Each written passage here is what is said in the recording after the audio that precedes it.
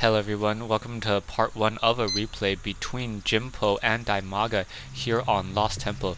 Jimpo spawning as the red Terran player over here at the 2 o'clock position. Meanwhile, to the south we have DIMAGA spawning as the green Zerg player over here at the 7 o'clock position. So, there is a fair amount of distance between these two players, but not quite a cross spawn, more of an ally spawn. Back during the early beta when Lost Temple was a 2v2 map.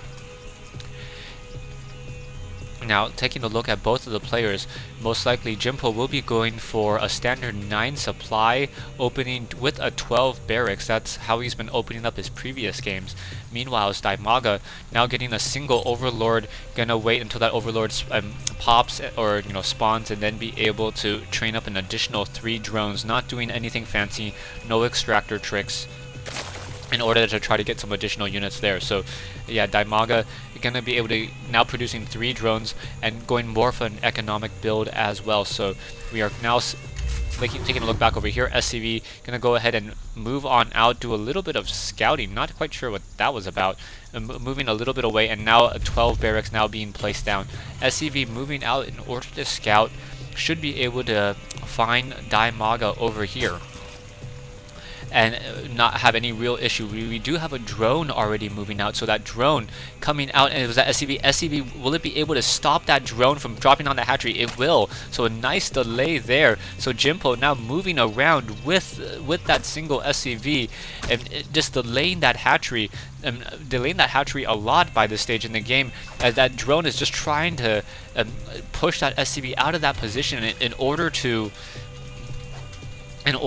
place down that hatchery. So we already have the spawning pool laid down. So the spawning pool has been laid down in order to at least get some Zerglings and able to fight back. But that drone really wants to grow up and be a hatchery. That SCV is just constantly denying it, and there it goes. So able to finally get down that hatchery. SCV now coming in, able to keep track, sees that the spawning pool has been placed down, knows that he did delay that hatchery just a little bit, but not by much. Back over here, Tech Lab now being built. So most likely going to open up into Reaper play once again. That seems to be a fairly common tactic for Jimpo. Jimpo, let's see if he goes for, going for that Reaper. I really like the Reaper opening that Jimpo uses, as the Reaper is used more of a delay and a harassment on this spawning pool. Most likely going to try to go for that spawning pool. If he can get that spawning pool delay, oh no, he's going for a fast bunker, and DIMAGA does not know this. This is going to be just devastating towards DIMAGA's natural expansion. This may work out fairly well. We'll see what's going to be happening as a single SCV now coming in. Drone sees that this bunker is already in position and now needs to get as many Zerglings over as possible. Production-wise, we have 2 Zerglings currently being produced. SCV should perhaps try to jump into that one particular... Will it be able to jump in? Yeah, able to jump in, able to take down that single drone, and that hatchery has been cancelled. So very nicely done. This is a huge victory for Jimpo, delaying that natural hatchery. Now we have a Roach Warren coming in. So DIMAGA realizing that he needs to change up his strategy, get some additional Overlords, also get that speedling boost. If he can get those Roaches and he can get Jimpo to overcommit with these Reapers, those Roaches will simply be able to overrun Jimpo. I do see a factory being placed down, so the factory most likely going to be producing Hellions.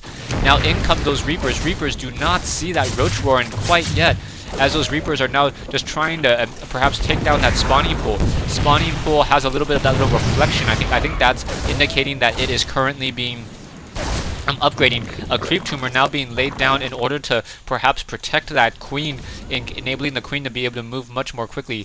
Bunker now being placed over here, or hiding back in that bunker for that single Reaper. An Overlord is in the air. Are we going to get a Marine? No, a third Reaper now coming in, and now I believe a Marine is being trained up as well. So yeah, a single Marine being trained up, and now a Tech Lab being placed down. So that's interesting that the Tech Lab was placed down, as now we have some Roach engagement, and those Roaches may be able to fight back and take down the rest of these units.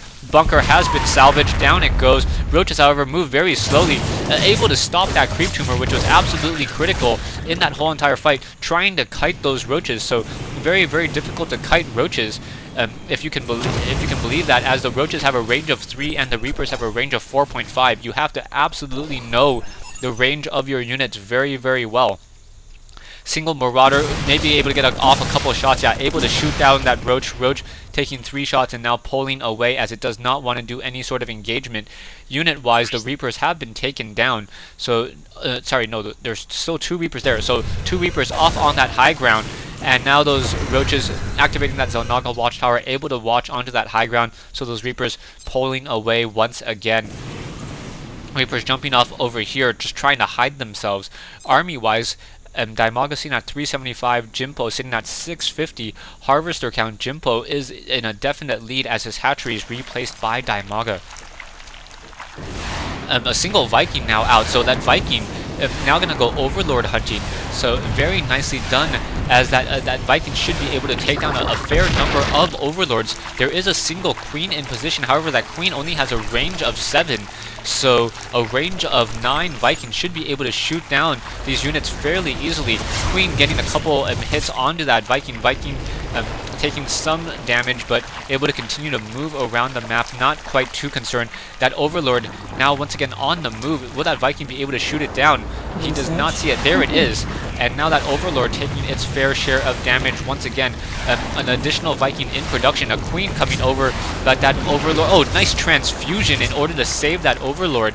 So really minimizing the damage that Jimpo can do with this whole entire harassment. And now the Overlords have that Overlord speed movement, and now siege tanks on this high ground. Oh, very nicely done. This hatchery has been completed, but now we have a single medevac, siege tanks, and Marines sitting over here, and that's going to be fairly difficult for DIMAGA to really push back with that single Viking. And that Viking really needs to be repaired by that SCV. So yeah, now coming in, Marines jumping in to that bunker as well, and now a missile turret being placed down. So 2 Vikings offering their collaborative attack to try to shoot down that last Overlord.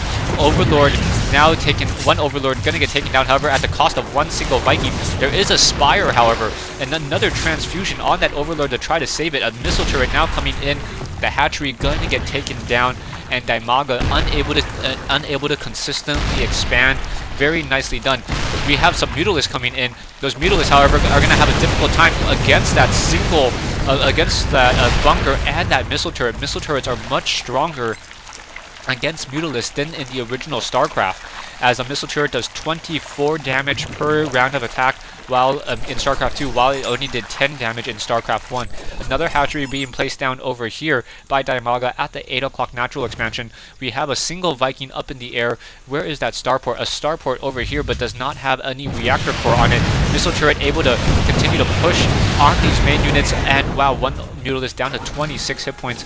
Siege tank needs to get closer to that missile turret in order to offer it guide some protection as well. Orbital command now being lifted off. Reaper sitting over here and going to find this hatchery and perhaps be able to take it down. Viking now keeping track of this single drone over here, as well as Jimpo still has a very, very advanced outpost here with 3 missile turrets. Just able to fend off any attacks that try to move on in. Hydralisks are unable to get close enough. Overlords are unable to offer any real sight. And yeah, this is just such a strong fortified position. Only I think Broodlords would be able to push on in. We now have a single Queen. Will the Queen be able to get a transfusion off? Oh wow! Mutalisk able to take down those 2 Reapers, and then the Queen able to get a transfusion off in order to get this hatchery up and running. So DIMAGA able to get the expansion that he desperately needs. And now Jimpo deciding against holding on to this high ground, realizing that DIMAGA already has additional expansions otherwhere, needs to change things up. The Queen, perhaps another Queen, needs to get trained in order to try to heal up that hatchery. Hatchery down to 154 hit points. Missile turrets sitting in here, sitting on this high ground, still offering a little bit of sight onto this expansion.